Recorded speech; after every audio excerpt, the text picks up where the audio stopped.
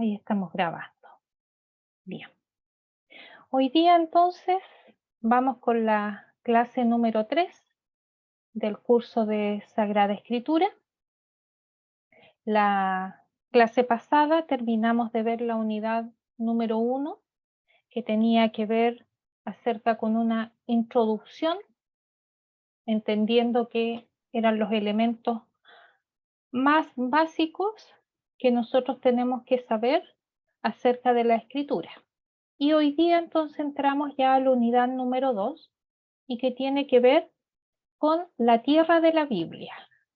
Y la tierra de la Biblia, dentro de esta unidad vamos a conocer geografía, arqueología e historia bíblica. Y hoy día vamos a ver entonces la geografía.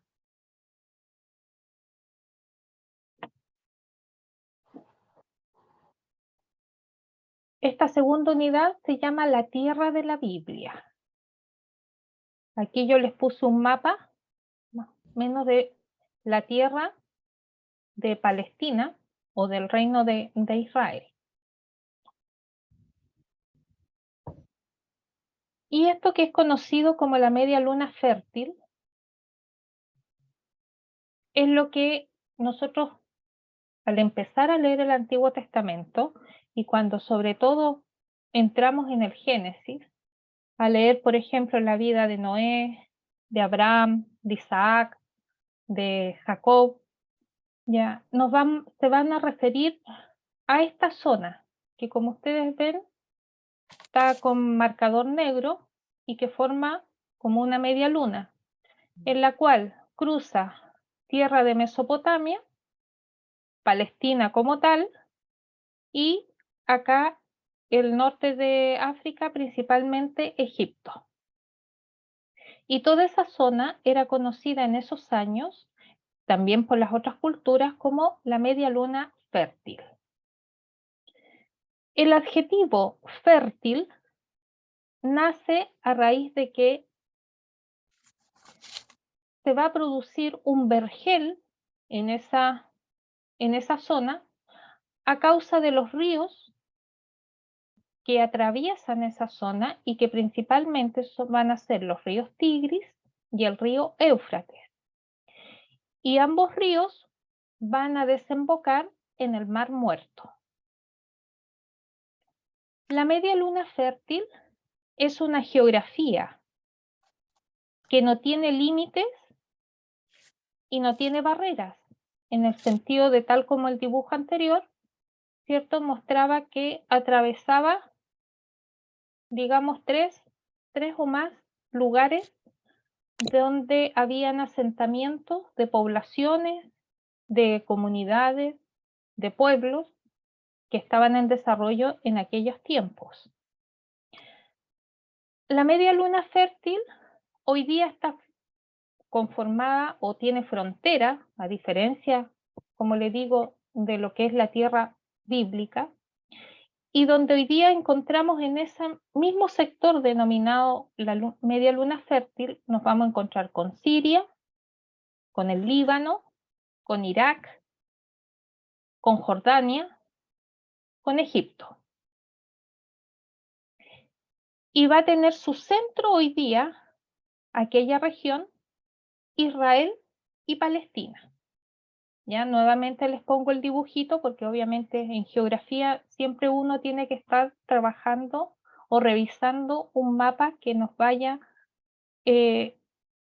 clarificando un poco dentro de las lecturas y también para apoyarnos dentro de lo que es el contexto de la lectura que estamos haciendo.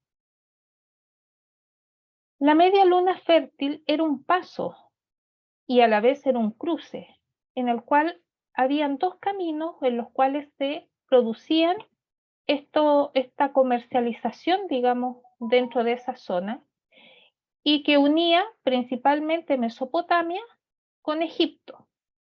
Y para ello se usaban dos caminos, ¿ya? O dos pasos o dos cruces, y que uno era por la costa del Mediterráneo, a la que se le llamaba Vía Maris o Camino del Mar, y también el Camino Real, o vía regalis, que era el camino que se hacía interno, o sea, se hacía a pie. Entonces, en el sentido general, nosotros vemos que el país de la Biblia es un camino que no solamente va a unir Mesopotamia con Egipto, sino que en el cual nos va a narrar dentro de las historias que quedaron escritas en el libro sagrado,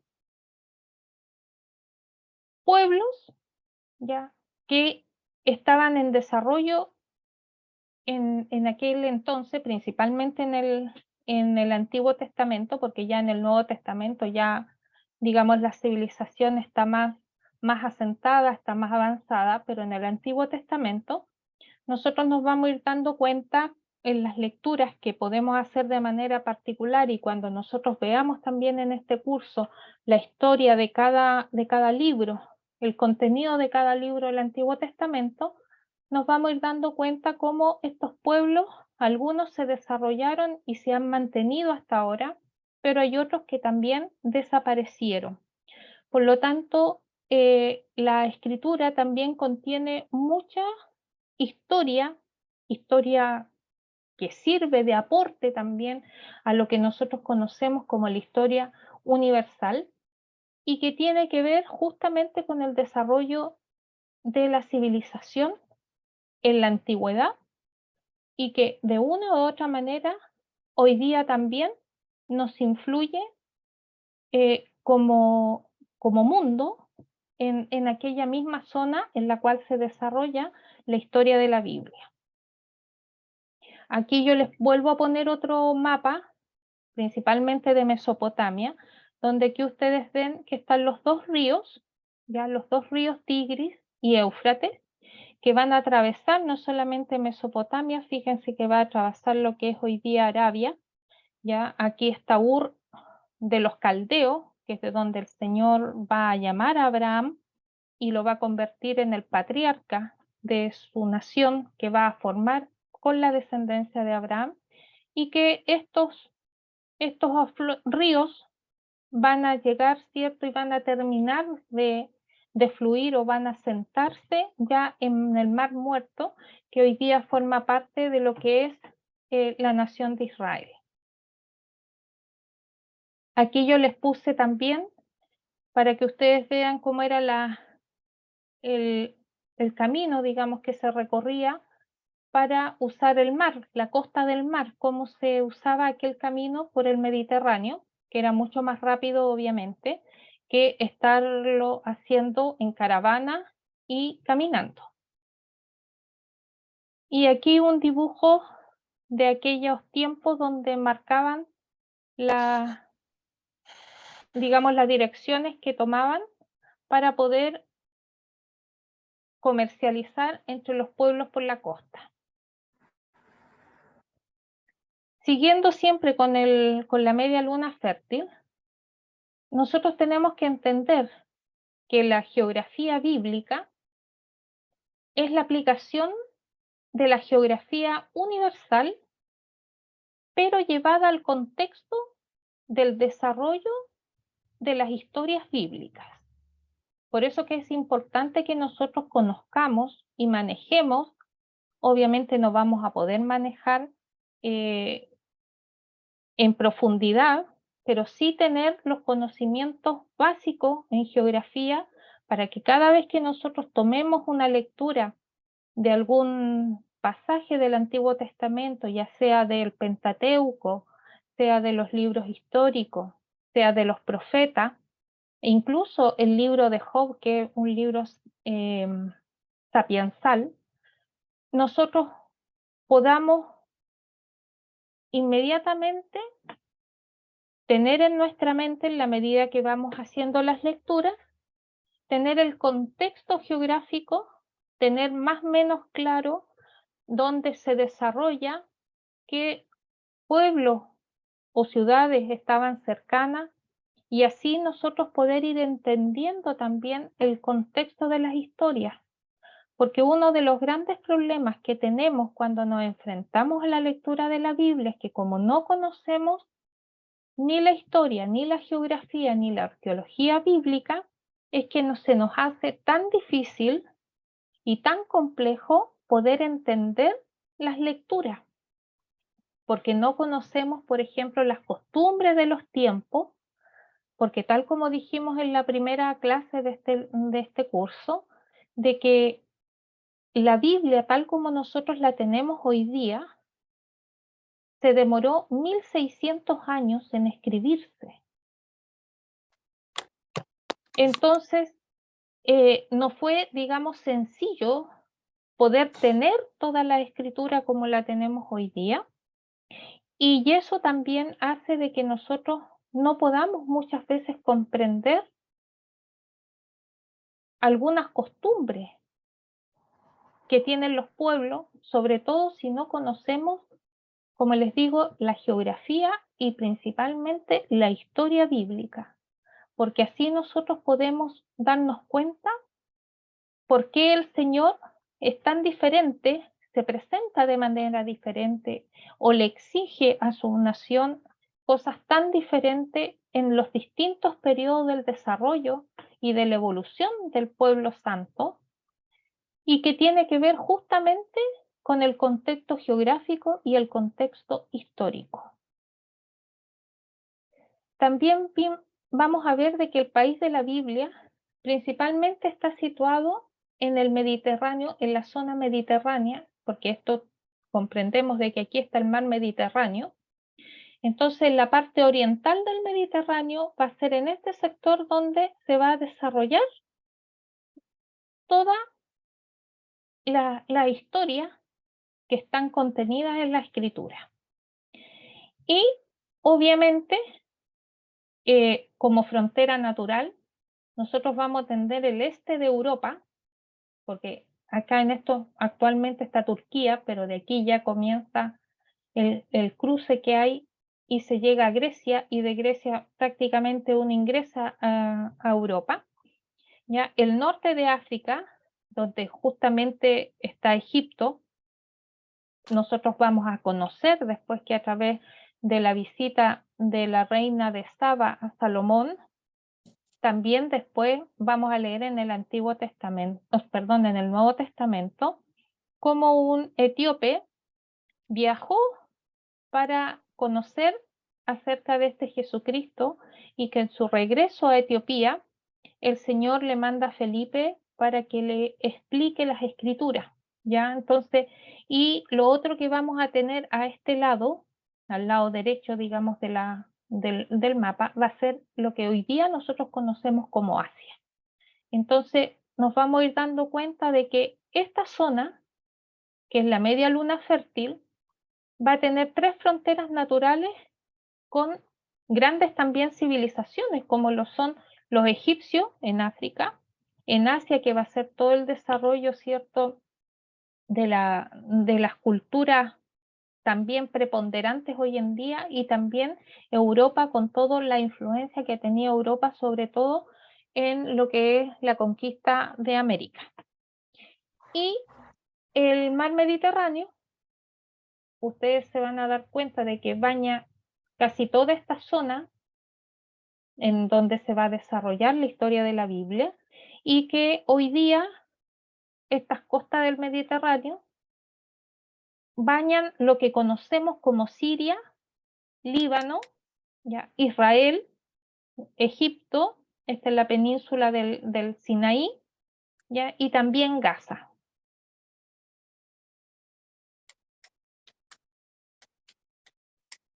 Primero que nada, tenemos que tener sumamente claro que el conocimiento de la geografía de Palestina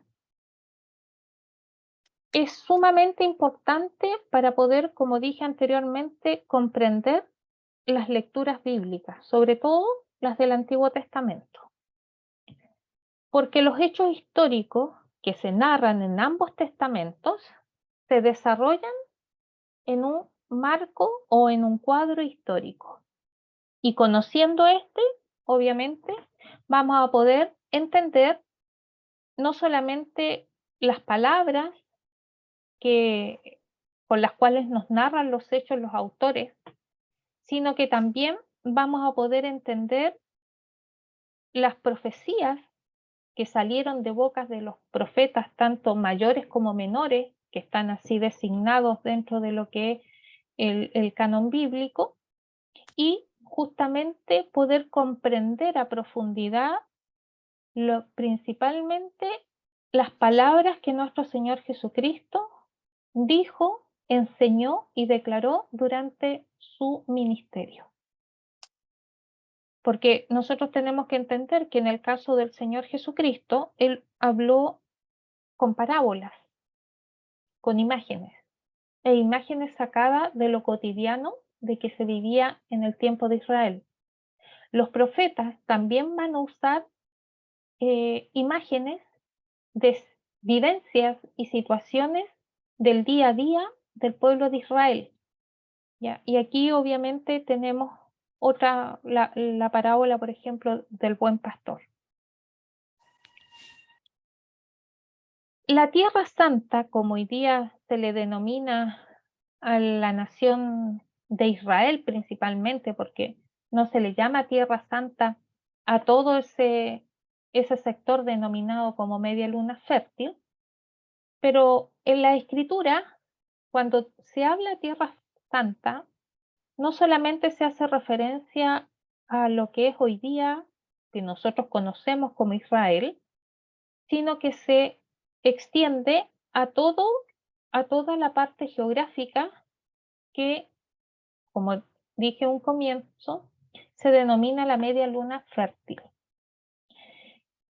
Entre los egipcios, la Tierra Santa recibía 3 nombres: Retón, Or y Canaán.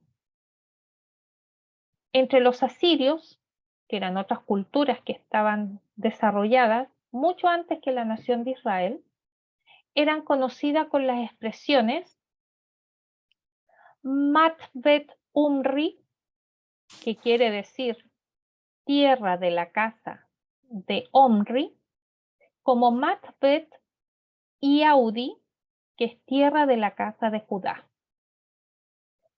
En los textos cuneiformes, cuando hablo de textos cuneiformes, tenemos que entender que en lo que era Mesopotamia, que era un imperio, digamos, que dominaba aquella región, habían 3 lenguas que se hablaban. En esa media luna fértil habían 3 lenguas que eran comunes en los sectores, que se conocían, porque si no se conocieran y no se manejaran, no habían podido realizar comercio e intercambio, digamos, de sus productos. Y esos idiomas en los cuales fueron escritos estos textos era el persa antiguo, el babilónico y el elamita.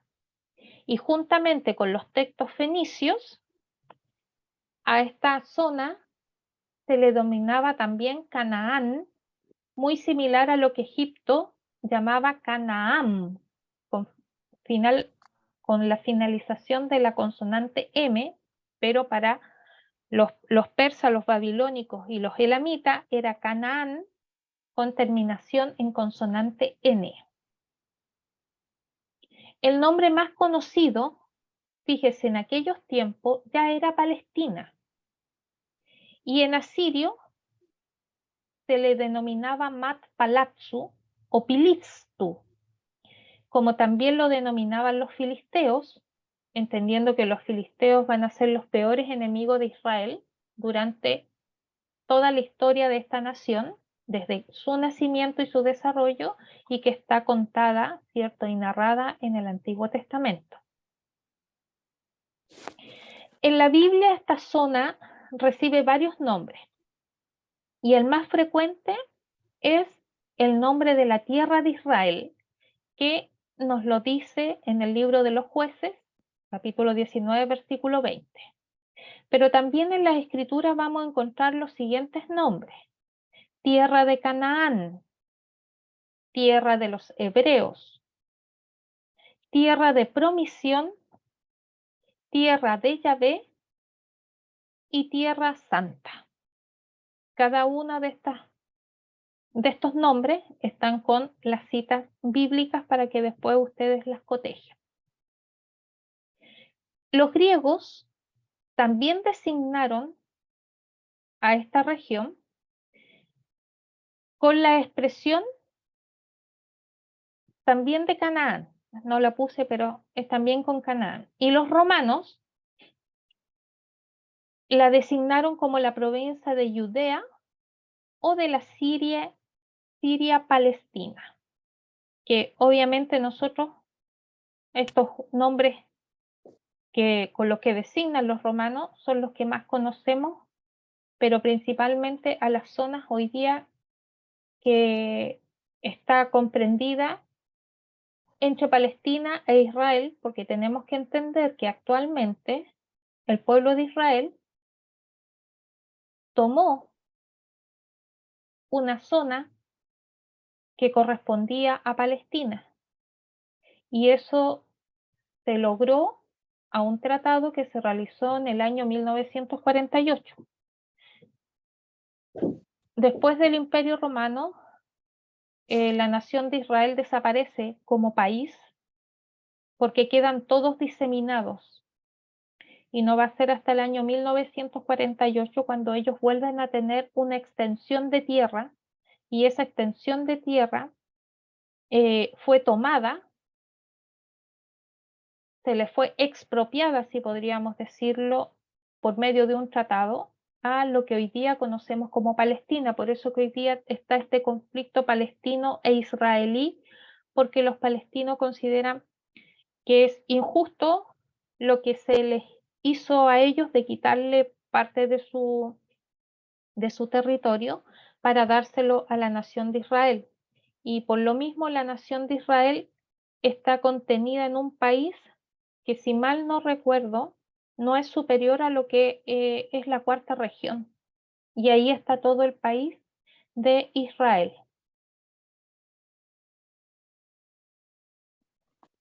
El término Palestina como tal no aparece en la Biblia, ¿ya? Sino que este viene a derivarse por el término Pelislim, que los filisteos en el siglo XII a.C. le dieron a esta región, a este lugar, cuando ellos habitaron lo que nosotros también vamos a conocer por medio de las lecturas del Nuevo Testamento, lo que es el Monte Carmelo. Aquí vemos entonces nuevamente un mapa donde yo les muestro cómo estaban algunos pueblos. Por ejemplo, arriba estaban los fenicios, ¿ya? Está Judea, está la región de Judea, está la región de Samaria, está la región de Galilea. Estamos aquí en la costa del Mediterráneo, donde tenemos Jope, Cesarea, que son ciudades conocidas, ¿cierto? Principalmente por los evangelios que nos narran el ministerio del Señor Jesús, y algunas de las ciudades más conocidas como Belén, Jerusalén, Betania, Nazaret, que está arriba, Naín, ya donde también se nos habla de esta viuda de Naín, que es mencionada digamos, en el encuentro que tuvo con el Señor Jesucristo. Bueno, a partir del año 135 después de Cristo, va a ser el Imperio Romano quien va a dejar el nombre de Palestina como tal y le va a quitar los otros nombres, digamos, con el cual se solía también mencionar la región, y va a quedar solamente como Palestina. Por eso que después los padres de la iglesia, cuando ellos van escribiendo sus cartas a las diferentes iglesias, van a hacer mención de Palestina, pero haciendo referencia a esta zona que es comprendida como la nación de Israel.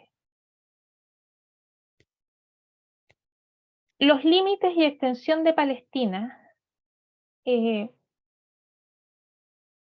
dentro de lo que es el Antiguo Testamento, era bastante amplio. Y la nación de Israel nunca llegó a ocupar la extensión que el Señor les dijo que iban a ocupar. Tenemos que recordar que ellos, cuando estaban en el desierto y iban dirigidos por Moisés y Aarón, su hermano, luego de estar caminando y erráticamente durante 40 años en el desierto, el Señor les dice de que van a llegar a la tierra prometida. Y la tierra prometida es Canaán. Y el Señor a Moisés le da los límites que va a tener la nación de Israel en esa tierra donde ellos tenían que llegar a conquistar, pero donde en cada conquista iban a ir respaldados de este Dios que ellos habían conocido, que este Dios se les había presentado, no solamente en Egipto, sino que durante el caminar de los 40 años en el desierto, y a los cuales ellos decidieron tenerlo como su Dios y su guía. Tristemente, por falta de fe, por falta de confianza en el Señor, en Dios, en Yahvé, en Jehová, como se dice en el Antiguo Testamento, es que ellos no van a poder conquistar toda la tierra que Dios le va a dar. Pero lo que sí nos indica la Escritura es justamente la extensión que iba a tener tanto al norte, al sur, al este y al oeste. Y la extensión debía ser,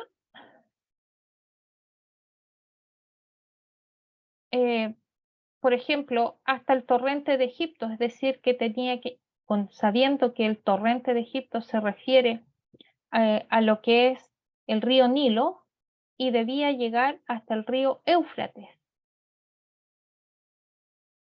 que este desde aquí es el río Éufrates, ¿ya? Y también eh, daba ciertas indicaciones con las entradas o mencionando pueblos, ya para que uno se pudieran hacerse ellos la geografía de lo que tenían que alcanzar como nación en esta nueva tierra que Dios se lo prometió a los patriarcas, y de cuál iba a formar una nación tan extensa como las estrellas del cielo, y que iba a ser tan incontable también como la arena del mar. Dentro de lo que es la nación de Israel, la nación de Palestina, yo aquí están marcados con 4 colores, porque estas son las regiones en las que se divide la Tierra Santa. En rojo es toda la zona costera.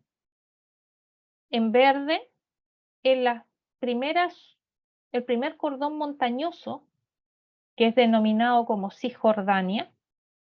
En azul está el valle. ¿Por qué está el valle? Porque obviamente aquí en amarillo hay otro cordón montañoso que es la Transjordania, y ustedes comprenderán que en medio de 2 cordones montañosos, uno más alto y otro más bajo, se forma siempre un valle.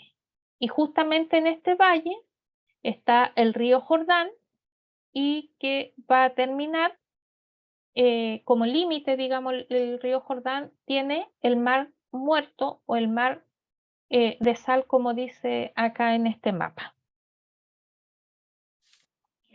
Si nosotros lo miramos de arriba con textura, así es geográficamente la región de Palestina. Tenemos la zona costera, tenemos este primer cordón montañoso, que es la Cisjordania, que es donde están los montes más altos.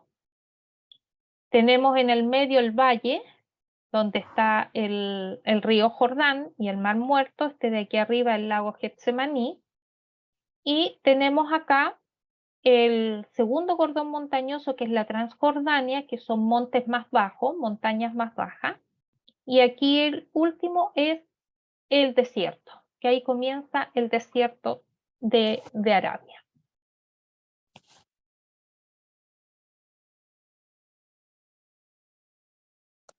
Palestina era la tierra propia de los cananeos.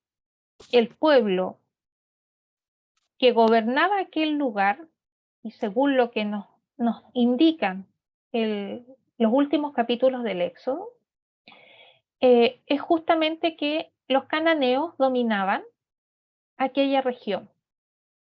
Y es por eso que en la escritura nosotros siempre nos vamos a encontrar con el apelativo de la tierra de Canaán. Y los cananeos se dividían en varias familias o pueblos. ¿Ya?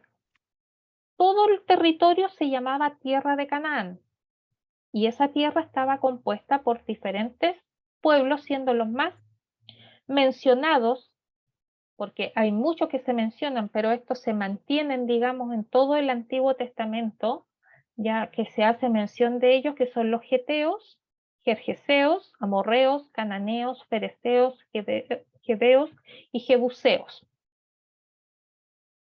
Acá yo les pongo otro mapa donde ustedes ven, por ejemplo, la distribución que había de algunos pueblos. Por ejemplo, están los hititas, están los amorreos, los filisteos están en la costa mediterránea, ya los amalequitas.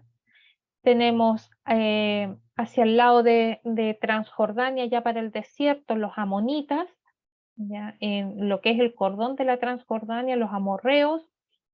Toma también Transjordania y parte del desierto Moab. ¿Ya? Aquí arriba del Getsemaní tenemos los heveos o jebeos. ¿Ya? Y bueno, los cananeos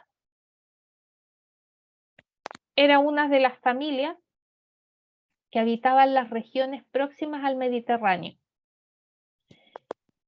y que también los podíamos encontrar en los valles ya del Jordán, y el nombre de cananeo deriva de un antepasado de ellos llamado Canaán, y que Canaán viene siendo nieto de Noé, porque Canaán fue hijo de Cam, recordando que Noé tuvo 3 hijos, Sem, Cam y Jafet, o Jafet, perdón, Jafet, Cam y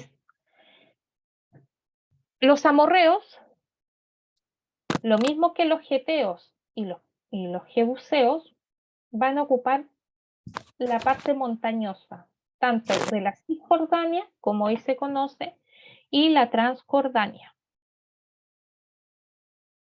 Los geteos residían en las cercanías ya de Hebrón.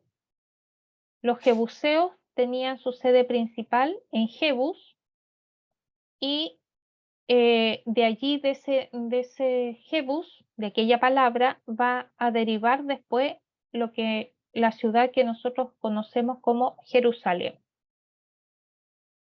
Los jebeos se establecieron, dice, en Gabaón y Siquem, y desciende también de los hijos de Canaán, o sea, también ellos descienden de Noé.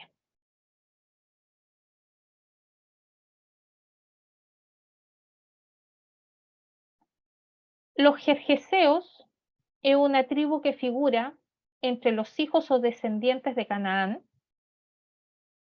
y probablemente habitaron hasta el lago de Tiberíades, aunque no se puede determinar su territorio.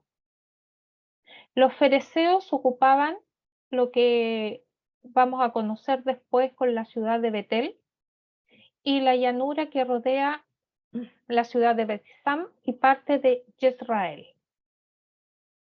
Los amalecitas vivían al sur de Palestina y se extendían por la península del Sinaí.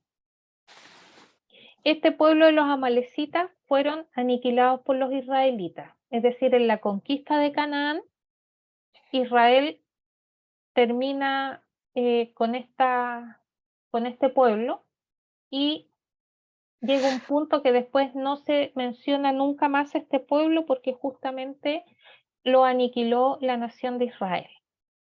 Los moabitas y los amonitas van a habitar la región montañosa de la Transjordania. Y tenemos que recordar que Moab y los moabitas y los amonitas son descendientes de Lot, el sobrino de Abraham, que cuando el Señor destruyó Sodoma y Gomorra y mandó ángeles diciéndole a Lot que tenía que arrancar con su familia, y ellos al salir en el camino, Lot se dio cuenta que no iba a alcanzar a llegar al monte donde los ángeles le habían dicho que tenía que llegar, entonces le dicen si pueden llegar a un monte más cercano, a lo cual los ángeles le dicen que sí, que vayan a ese monte cercano. Y una vez que se destruye Sodoma y Gomorra, y viendo sus hijas de que quedaron solamente ellas, no había más varón, no encontraron mejor idea que emborrachar a su padre, Lot, y estando en un estado de ebriedad, ambas se acostaron con su padre y concibieron de su padre estos hijos, que fueron los grandes enemigos de Israel. Y los filisteos, que son conocidos, digamos, principalmente porque David, que es uno de los personajes más prominentes del Antiguo Testamento, ¿cierto? De los filisteos va a salir este gigante Goliat, ante el cual David, siendo un muchacho aproximadamente entre 16 y 17 años, se enfrenta con este gigante que tenía aterrorizado a Israel y logra con 5 piedrecitas y su onda derribarlo y así darle la victoria a la nación de Israel. Ya por eso que los filisteos tal vez sea un poco uno de los pueblos conocidos por la historia de David y de Goliat.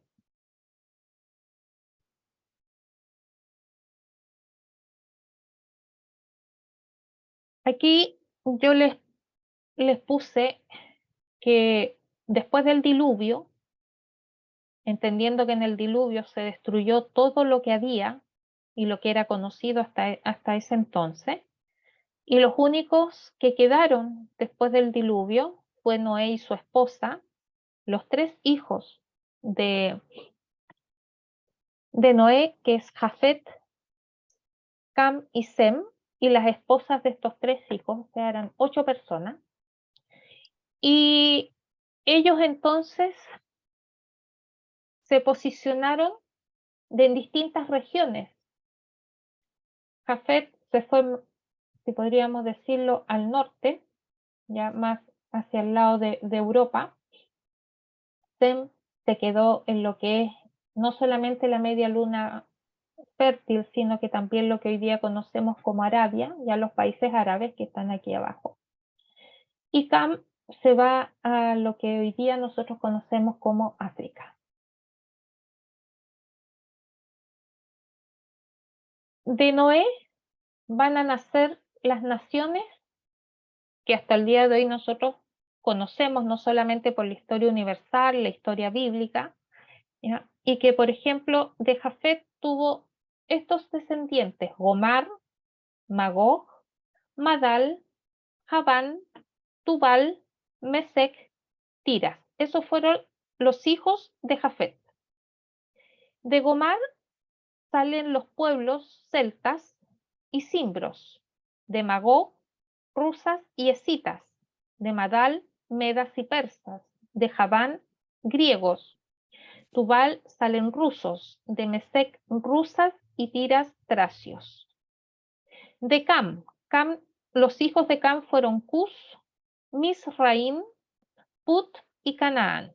De Cus salen los etíopes, Misraim, egipcios, Put, los libios y Canaán, los cananeos. De Sem tuvo hijos Elam, Asur, Arfadak, Lud, Aram.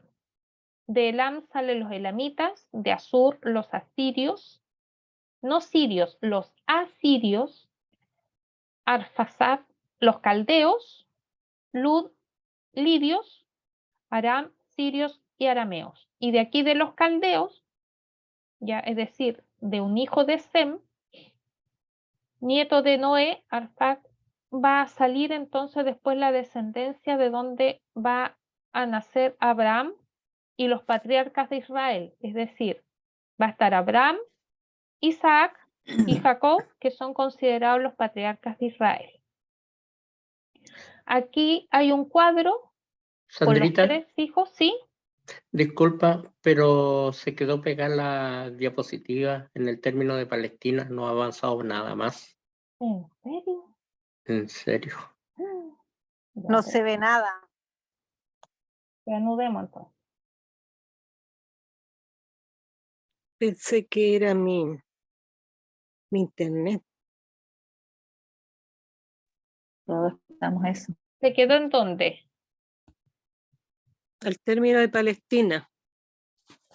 Más atrás, más. Ya, a ver.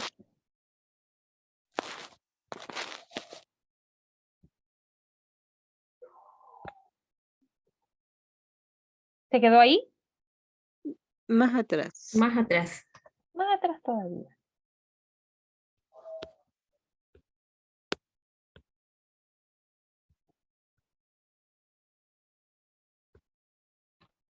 ¿Esto?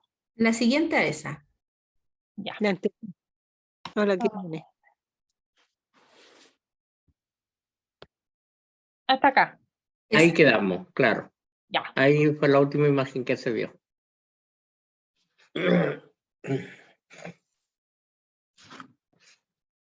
Este fue el, digamos, el mapa que yo les comentaba, donde era la tierra prometida, que tanto se habla con Moisés, con Josué, ¿ya? Porque recordemos que quien queda liderando al pueblo de Israel una vez que fallece Moisés es Josué, y entonces él va a tomar toda la tierra prometida que correspondía a la región cananea, y como les decía anteriormente, esto quedó solo en un ideal, porque tristemente el pueblo de Israel, por falta de fe, no logró conquistar todo el territorio que tenía que conquistar, y la única vez que logró tener el dominio, digamos, de toda esa tierra como Dios se lo había prometido fue solamente durante 2 reinados, que fue el reinado de David, entendiendo que David terminó de conquistar lo que tanto Josué, y después de la muerte de Josué, que quedaron los jueces gobernando, y donde aparece Gedeón y aparece Débora, que van a ser los siguientes conquistadores y para tomar posesión de la tierra prometida, va a ser David, que durante todo su reinado de 40 años, donde las lecturas, digamos, que quedaron, las crónicas de su reinado, uno se va a encontrar con muchas guerras, mucha batalla, mucha pérdida de vida, pero también mucha ganancia, es porque con David se va a tener el dominio de toda la tierra prometida que Dios le había dicho y le había dado en promesa a Abraham primeramente, después a Isaac y Jacob, y después a Moisés. Y lo que va a hacer su hijo Salomón va a ser mantener esa extensión, digamos, de dominio, la cual va a terminar con el reinado de Salomón.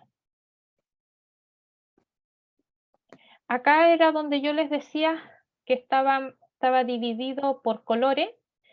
Lo rojo es la zona costera, lo verde es el primer cordón montañoso, que es la Cisjordania, el amarillo, el segundo cordón montañoso, la Transjordania, y lo que queda en medio de ambos cordones es el valle, donde está el río Jordán, arriba el lago Getsemaní, y abajo el Mar Muerto. Este sería, si nosotros lo viéramos de arriba, en 3D, sería el perfil geográfico de la tierra bíblica. Ya aquí ustedes se notan claramente los cordones montañosos y el valle que se produce. Y lo que está al final, a mano derecha, es el desierto. De ahí comienza el desierto en aquella región.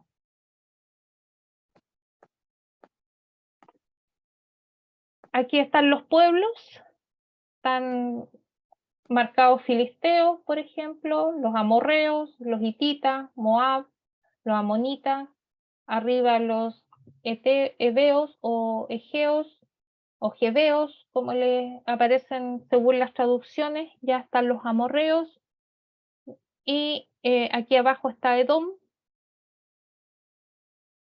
y aquí justamente lo que les había mencionado acerca de los diferentes pueblos que formaban esta tierra de Canaán. Nuevamente aquí hay otro mapa donde se muestran los reinos, reino de Israel, reino de Judá, reino de Edom, o sea, los diferentes reinados que se produjeron en el desarrollo, digamos, en el desarrollo de lo que es la historia bíblica. Aquí están los otros pueblos que les mencioné con anterioridad. Está el cuadro de las naciones. Aquí ustedes pueden ver la distribución de la tierra con los descendientes de Noé, Jafet, Sem y Cam, que le decía yo que Cam quedó en el lado de África. Sem quedó no solamente en lo que es la parte de la media luna fértil, sino que también toma los países árabes, y Jafet toma lo que es principalmente Europa y Occidente. Acá está el cuadro con los hijos de Jafet, los hijos de Cam, perdón, los hijos de Sem, y los pueblos a los cuales ellos dieron origen y que se distribuyeron por toda esa región, por todo el mundo. Y lo que les mencionaba, que acá estaban los hijos de Noé, Jafet el primero, Sem segundo, Cam tercero, con sus descendientes, y nos vamos a dar cuenta que a través de Sem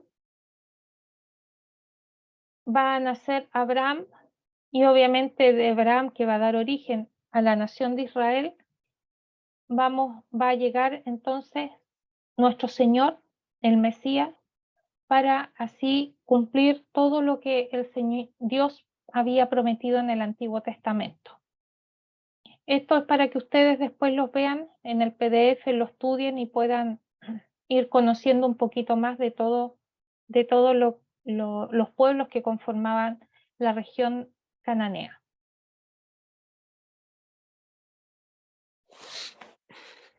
Palestina ha sufrido varias divisiones a lo largo de todo el desarrollo de la historia bíblica, siendo la primera de ellas, luego de la conquista, obviamente, que se realizó por medio de Josué y después de diferentes personajes que se narran en el libro de los jueces, como les mencioné anteriormente, Gedeón y Débora siendo los más principales, es que se divide con las 12 tribus de Israel.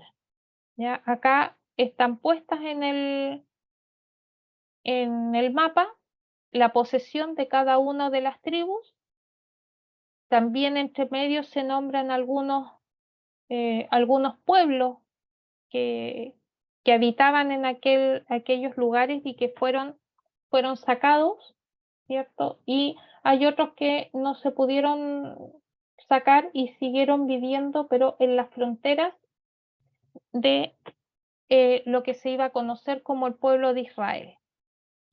Luego de esta división va a venir la división que se produce cuando muere Salomón.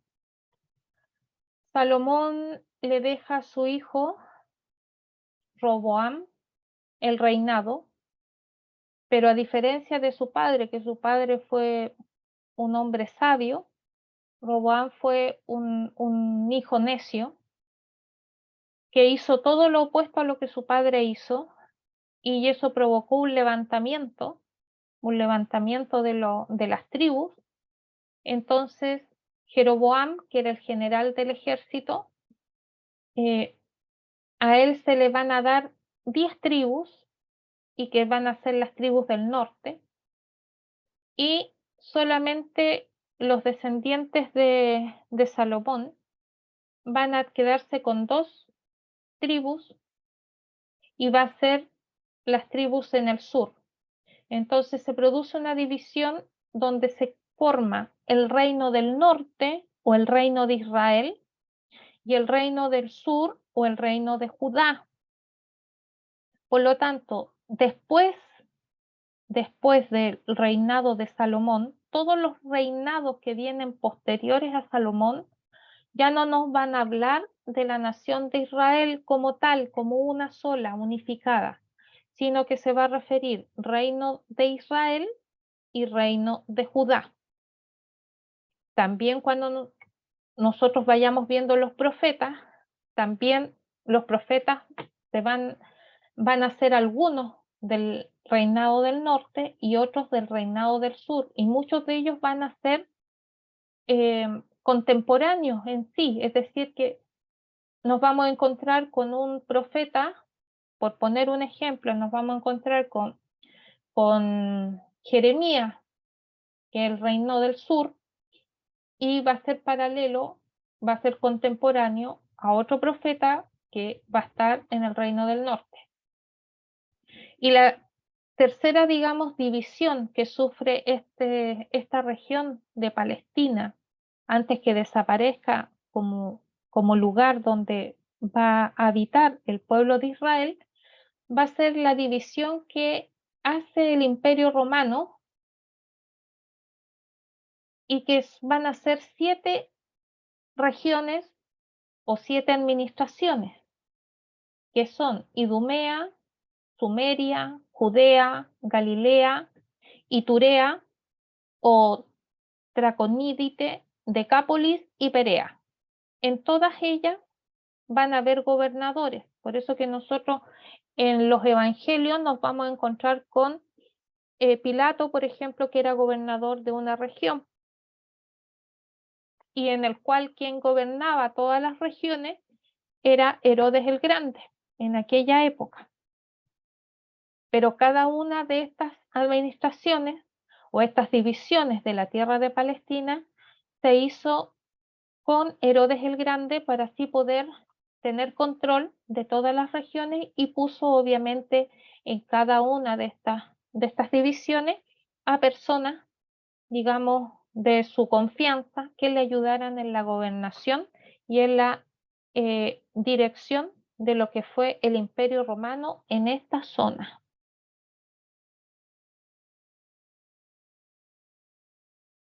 Teniendo así de manera general y a grandes rasgos ya una idea de lo que es la geografía netamente tal de la región de Palestina, de la media luna fértil y de la tierra de Canaán, entonces vamos a pasar ahora a la orografía. La orografía se define como el conjunto de montes de una zona, de una región y o país. En este caso vienen siendo las montañas, los cordones montañosos, ¿ya? Palestina se caracteriza porque va a estar constituida por 2 cordones montañosos, que es la Cisjordania y la Transjordania. El que tengo a mi mano derecha, perdón, a mi mano izquierda, es la Cisjordania, que es donde están los montes o las montañas más altas, y el que está a mano derecha tenemos la Transjordania. Aquí nuevamente les muestro el mapa donde se ve la montaña central, que es la Cisjordania, y al final la Transjordania. La Cisjordania, que es el cordón montañoso central que tiene esta región, nosotros nos vamos a encontrar con montañas de diferentes metros de altura. Y yo puse todas, digamos, las más principales.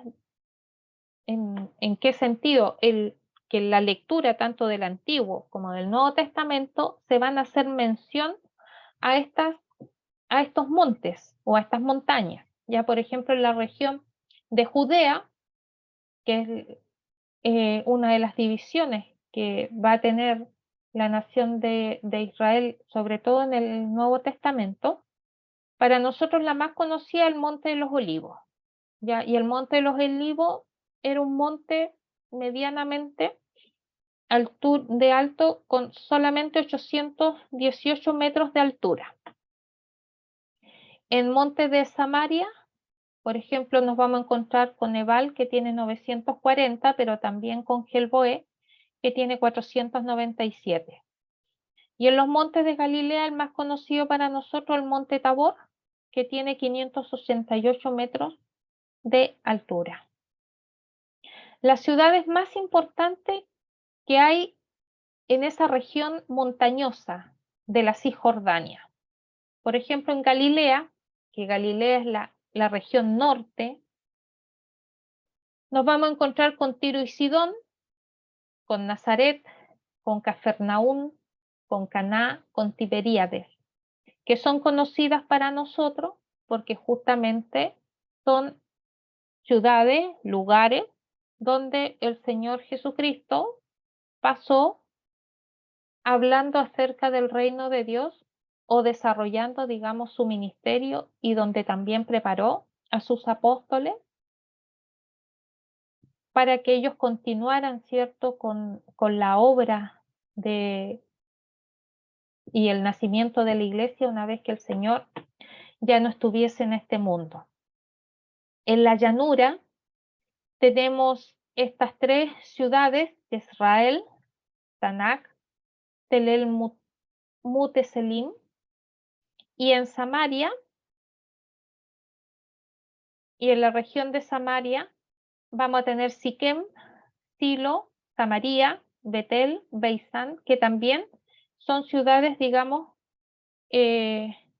conocidas principalmente por las historias o las lecturas en el Nuevo Testamento. Y aquí yo les puse algunas fotografías de lo que son aquellas regiones, aquellas ciudades, perdón, más importantes. Siguiendo también dentro de Cisjordania, nos vamos a encontrar con Jerusalén, Belén, Hebrón, Jericó, Bersabé, que están en la región de Judá. Y en la costa mediterránea nos vamos a encontrar con Cesarea, con Lod, Gat, Gaza, que son, digamos, las más conocidas. Aquí nosotros vemos, por ejemplo, Jerusalén.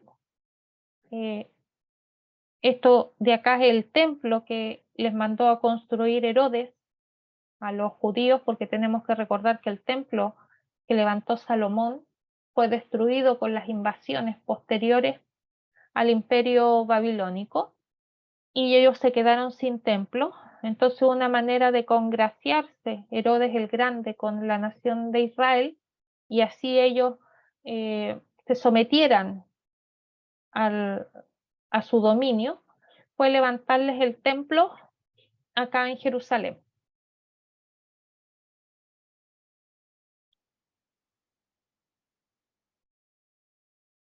Dentro de lo que es la Transjordania, que aquí es donde yo les marqué más o menos, ese es geográficamente donde se desarrolla este cordón montañoso de la Transjordania. Tenemos montes principales como el monte Galaad, montes de Moab, ya también conocido como el monte Nebo. El monte de Moab es conocido en el Antiguo Testamento porque fue desde ese monte donde Moisés contempló la tierra prometida a la cual él no pudo entrar. Él cometió una desobediencia cuando el Señor le dice a Moisés que golpee la peña para que brote agua. Y Moisés no solo la golpea, sino que él también descarga su enojo hacia la peña, y al no cumplir cabalmente con lo que el Señor le había dicho que hiciera, entonces el Señor le dice que él no va a poder entrar, pero sí le va a permitir que la contemple a lo lejos. Y también va a ser en este monte donde va a ser enterrado Moisés cuando muere.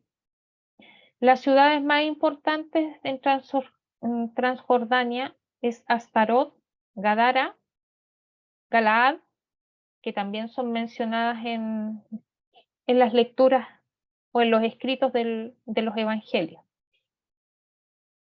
Y aquí yo les puse con flechas, digamos, los montes más conocidos por nosotros, porque obviamente los leemos en los evangelios, que son el Monte Hermón y el Monte Carmelo, que estos son del Antiguo Testamento principalmente, Tabor, Ebal, ya Monte de los Olivos, ya Monte Nebo.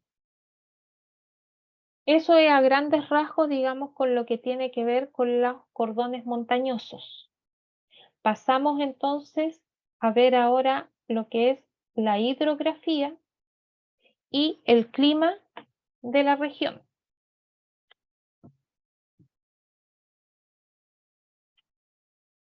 Nuevamente con mapa, aquí están los cauces de agua, los ríos que contiene esta región. Palestina en sí es una región bastante pobre de agua, pese a que tiene el río Jordán que recorre prácticamente toda la tierra.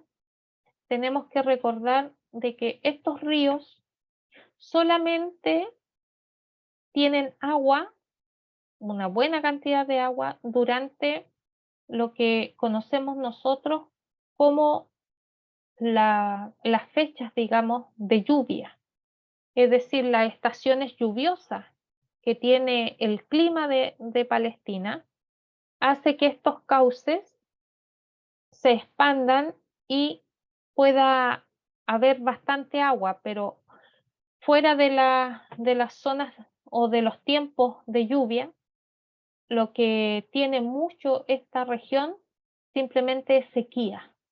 Por lo tanto, la cantidad de producción de frutos, de alimento, era bastante escaso tanto en lo que es el Antiguo Testamento como el Nuevo Testamento. Y a partir de 1948, cuando ya Israel va a tener esta región que va a ser conocida a nivel mundial como el país de Israel, es que ellos, justamente por la hidrografía, por la escasez de aguas que ellos tienen, es que desarrollaron lo que se conocen como los sembradíos por terraza, que también vienen aquellas prácticas desde el Imperio Babilónico. Y una de las cosas más grandes, digamos, que ha desarrollado Israel justamente en la lucha con la escasez de agua que ellos tienen, es que ellos idearon un sistema de a través del viento, del aire, transformarlo en agua. Ya pasa por un proceso el aire, entra por unos tubos, hay una decantación, porque ustedes saben que el aire es húmedo, el aire de por sí lleva agua, porque es aire, tiene componentes que destilan, entonces es el aire que pasa a través de unos tubos donde hay unos sistemas de decantación. Ellos han logrado desarrollar incluso de tener entre 20 litros diarios para un hogar ya de agua, y en el caso de lo que es la agricultura, y obviamente con un aparato mucho más complejo, llegar a sacar 200 litros de agua por día. Y esto justamente se debe a su escasez de agua que ellos tienen, ¿ya?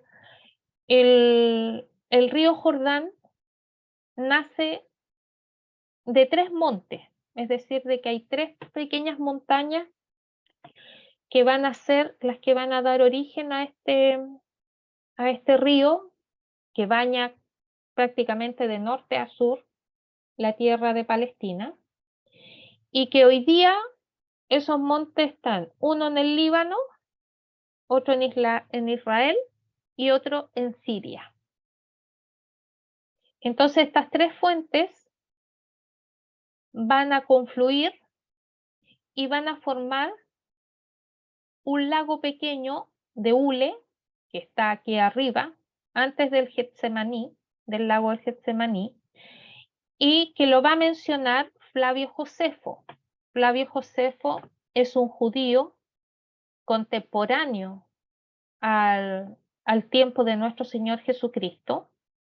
Él es un gran historiador judío, y pese a que él no, obviamente por ser judío, no creyó que el Señor Jesucristo fuese el Mesías prometido a la nación de Israel, pero aún así él deja constancia como historiador de la vida de Jesucristo, de sus milagros, de su enseñanza, de su vida, y cómo se extendió después el cristianismo con los discípulos.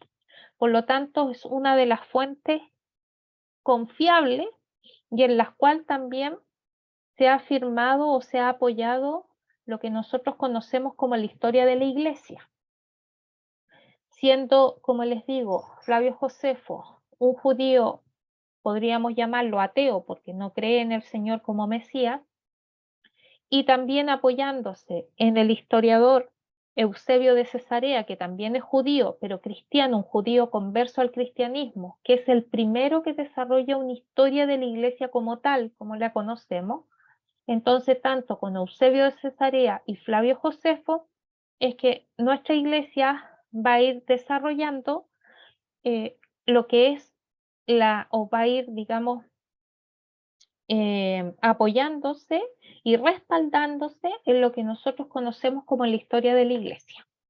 Si en alguna oportunidad tienen tiempo, tienen la posibilidad de leer los libros de Flavio Josefo, léanlo porque son extremadamente buenos. Son crudos, sí, porque él como historiador cuenta las cosas al pan pan, vino vino, como decimos los chilenos, pero muy muy importante también para poder comprender sobre todo la influencia del Imperio Romano, el desarrollo del Imperio Romano y digamos la contraposición del pueblo de Israel con los caudillos, como en el caso de Barrabás, por ejemplo, y otros que se levantaron para poder romper el yugo del Imperio Romano sobre la nación de Israel.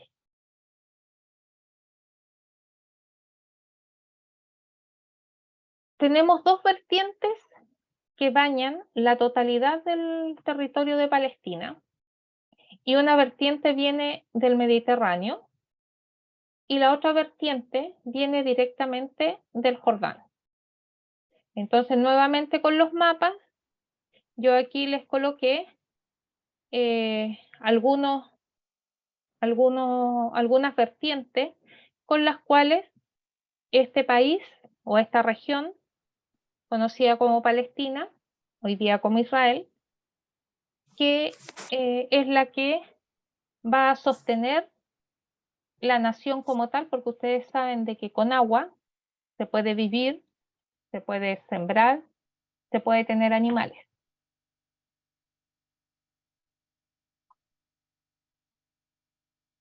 El cauce del Jordán, que es el río principal, desde el Hermón, dice, hasta el lago de Galilea, tiene más o menos unos 320 metros de longitud. Y hoy día pasa por Siria y pasa por Israel y también por parte de Palestina. Acá más grande está lo que es el mar de Galilea. Aquí vemos ciudades, ¿cierto?, que son mencionadas en los evangelios como Corazín, Cafarnaúm, ya Tiberíades, la Baja Galilea. Y digamos, de aquí podríamos decir que es uno de las concentraciones de agua después más grande que tiene lo que es Palestina, porque abajo al sur está el Mar Muerto, pero sabemos que el Mar Muerto lleva ese nombre porque con la cantidad de sal que tiene es incapaz de producir vida y obviamente con esa agua no se puede regar, no se puede beber y no se puede tampoco tener ganado con esas aguas, por lo tanto las aguas del Mar Muerto, aunque no sirven.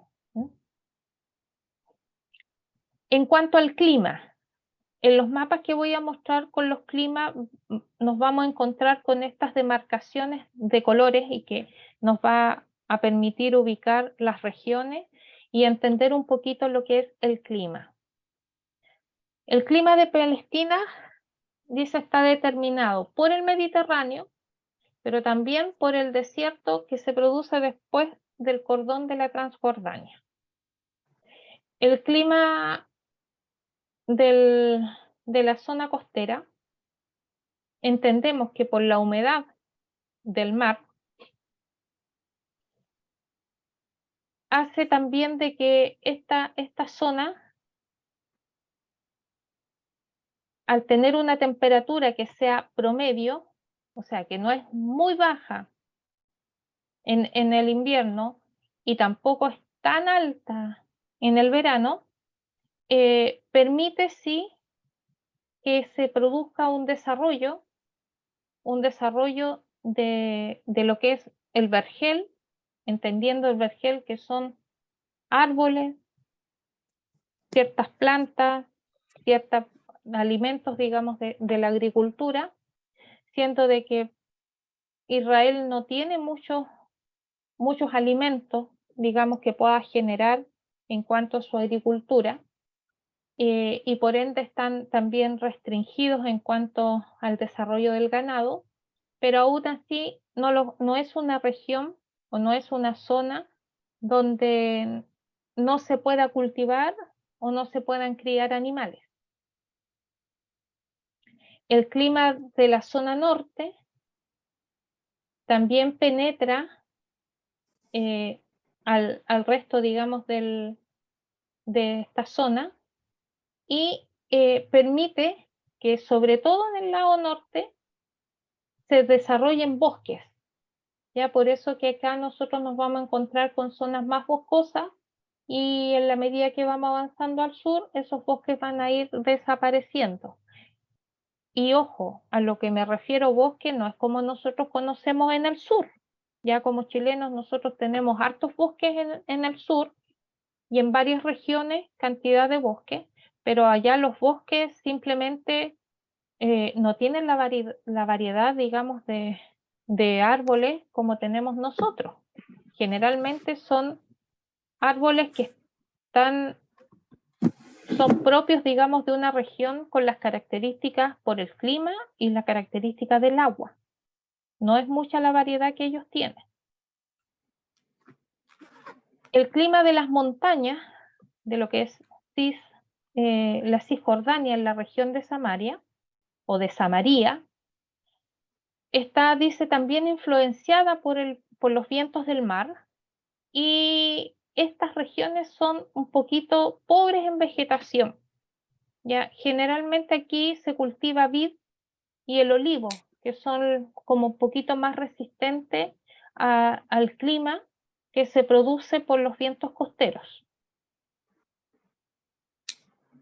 También vamos a tener una parte de desierto, ya que se produce en esta zona, que obviamente va a rodear a lo que es el Mar Muerto. Y aquí se produce un desierto conocido como Ciro Arábigo, y en el cual, debido a una fuerte presión atmosférica, entonces la presión atmosférica más la zona desértica, y sabiendo que del Mar Muerto no se puede aprovechar sus aguas para un regadío, entonces esta zona es bastante pobre en lo que es cultivo, en lo que es producción también de animales. La producción ganadera, como le llamamos nosotros. ¿Ya? Acá nosotros vamos a tener entonces el clima de lo que es la cuenca misma del Jordán. Y obviamente vamos a entender que al estar en un valle y donde hay agua, por lo menos constante durante el año, no con grandes afluentes como nosotros tenemos en el sur, pero sí igual va a permitir en parte el desarrollo de la agricultura y de la ganadería. Y aquí es donde se concentra todo el verdor, digamos, que tiene esta región de Palestina. La vamos a encontrar nosotros entonces colindante a lo que es el río Jordán en sí mismo. Lo que es el clima en Galilea, que es esta zona norte, acá el clima es suave, también es un poco verde el paisaje, debido al flujo de los vientos que provienen del mar Mediterráneo. Entonces aquí nosotros no vamos a ver lo que vimos aquí en el sur, que aquí había un poco de desierto acá abajo en el sur, sino que aquí nosotros vamos a ver un poquito más de vergel, de producción, digamos, de vegetación. Y acá lo que está con naranja, aquí abajo, es lo que se conoce como el Negev. Y por su situación geográfica y debido a los vientos húmedos, esto no aporta nada a lo que es la vegetación y la ganadería, porque esto principalmente es un desierto. Y es aquí en este desierto donde hoy día Israel, con la tecnología que ellos han desarrollado, han podido producir alimentación, ya cultivo, y también aumentar la ganadería. El clima de la Transjordania, que es el último cordón montañoso antes del desierto que viene aquí a mano derecha de la pantalla, es una gran meseta que es semidesértico. Por lo tanto, el desarrollo aquí de la vegetación va a ser mucho menor que lo que es aquí mismo en la Cisjordania, y principalmente en lo que es el afluente del Jordán. Nosotros no estudiamos la geografía bíblica por una simple curiosidad, sino que lo hacemos con la convicción de que ésta influyó de manera decisiva en los distintos acontecimientos que nos narra la Biblia. Respecto a la hidrografía, el país de la Biblia es escaso en cuencas hidrográficas. Muchos ríos que aparecen en el mapa solo tienen agua en la estación de lluvias, como yo le había mencionado anteriormente.